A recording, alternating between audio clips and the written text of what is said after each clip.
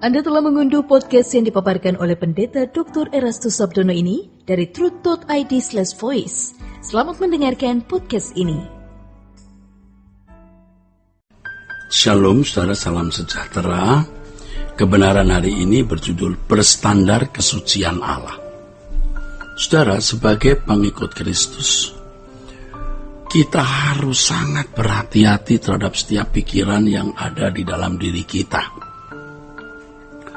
Kalau suatu pemikiran bukan seperti yang dipikirkan Allah atau tidak sama yang dipikirkan oleh Allah, berarti pemikiran tersebut berkualifikasi jahat. Berarti dari si jahat. Ya, Matius 16 ayat 21 sampai 23. Ya, Petrus dihardik oleh Yesus karena memiliki pikiran yang tidak sesuai dengan pikiran atau rencana Allah.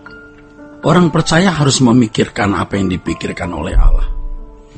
Untuk ini setiap orang percaya harus sungguh-sungguh memiliki perjumpaan dengan Allah, berjalan dengan Allah dan dalam persekutuan yang benar dengan Allah, sesuai dengan firman-Nya. Allah pasti menyertai orang percaya dan Allah terus mau berbicara dengan orang percaya.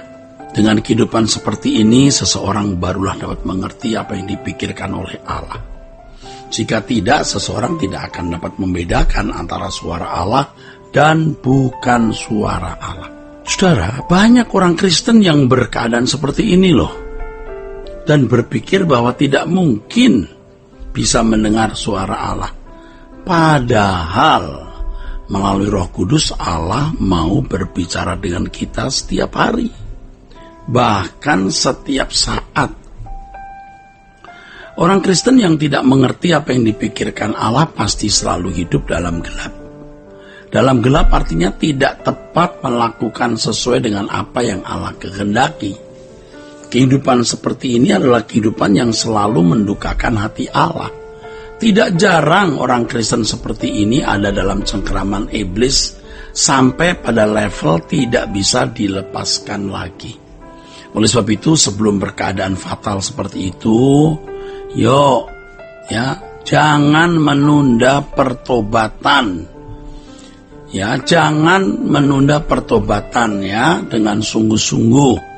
Ayo mari memberi diri dibentuk oleh Allah untuk masuk ke dalam kawasan rohani yang terhindar atau dibebaskan dari perbuatan melanggar kesucian Allah. Hanya orang-orang yang kudus atau mengambil bagian dalam kekudusan Allah yang dapat berjalan bersama dengan Allah atau hidup dalam persekutuan yang ideal dengan Dia. Kita harus selalu waspada dan menyadari adanya pengaruh kuasa gelap di dalam pikiran dan kehidupan banyak orang, dari stadium tipis, kecil, atau sederhana sampai tingkat kuat dan besar. Oleh sebab itu kita harus mencari Tuhan secara pribadi dan menemukan Dia dalam perjumpaan konkret dan real dengan Allah. Setiap orang percaya tidak boleh bergantung kepada manusia. Siapapun manusia itu.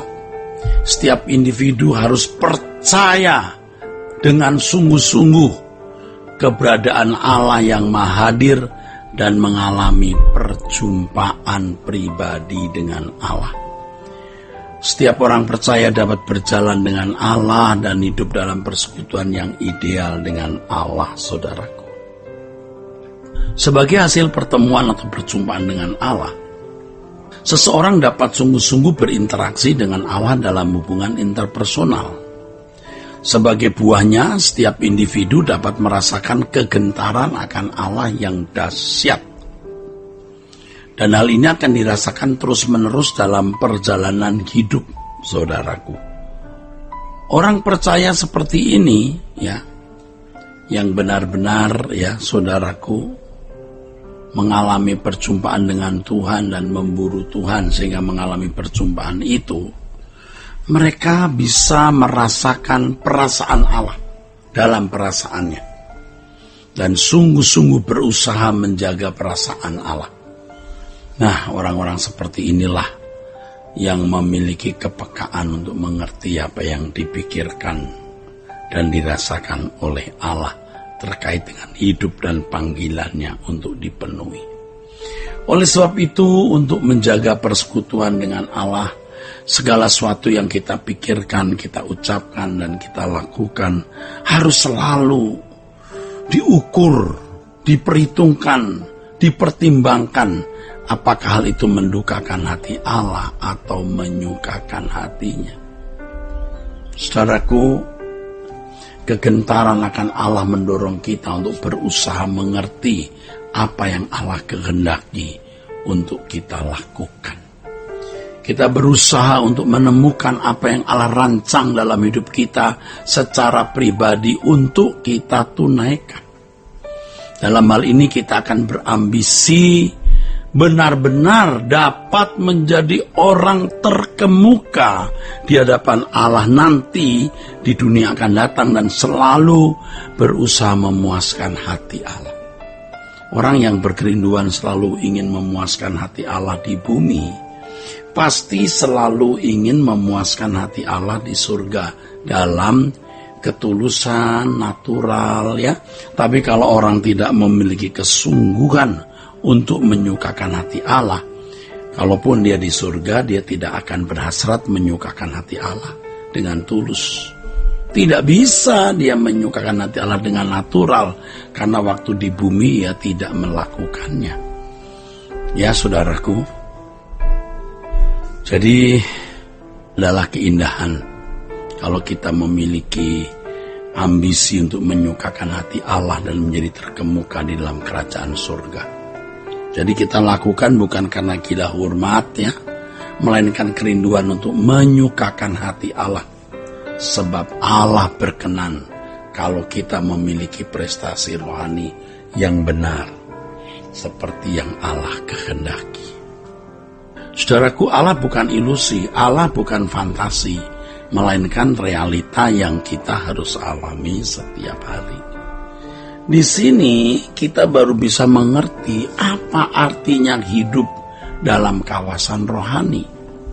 Dengan hidup dalam kawasan rohani tersebut, kita bisa mencium keharuman kesucian Allah. Dengan bisa mencium keharuman kesucian Allah, kita akan berusaha untuk mensinkronkan pikiran dan perasaan kita dengan pikiran perasaan Allah. Di sini kita dapat membangun kesucian yang sesungguhnya, yaitu kesucian dalam standar Allah, kekudusan dalam standar Allah, sehingga segala sesuatu yang kita pikirkan, kita renungkan, kita ucapkan selalu sesuai dengan pikiran dan perasaan Allah. Secara mutlak dan absolut ya, Allah mengendaki anak-anaknya, kita semua memiliki kesucian yang berstandar seperti dirinya. Dengan demikian saudaraku, ya barulah dapat disebut mengalami kelahiran baru ya. Kalau ada perubahan di mana orang sampai di kawasan rohani tidak bisa atau sukar berbuat dosa, itu baru pengalaman sebagai orang yang lahir baru, kehidupan benar-benar sebagai anak-anak Allah.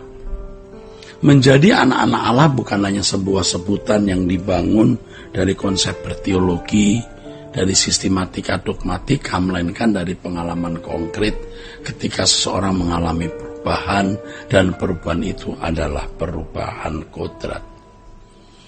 Perubahan kodrat adalah sebuah perubahan yang permanen ya. Perubahan kodrat itu adalah sebuah perubahan yang permanen yang membuat seseorang tidak akan dapat jatuh dalam dosa lagi dan tidak akan menoleh ke belakang, yaitu mencintai dunia. Ya, dari hal ini barulah benar yang disebut sekali selamat tetap selamat. Nah, itu baru boleh, bukan berdasarkan keyakinan atau tulisan buku teologi, tapi pengalaman dengan Allah. Jangan sampai belum selamat tapi mengaku dan merasa sudah selamat, lalu berkata sekali selamat tetap selamat. Nah, itu bodoh namanya ya. Sola Gracia. Untuk berlangganan renungan harian dalam bentuk cetak, silakan hubungi Truth Literatur di nomor telepon 0878 7870 7000.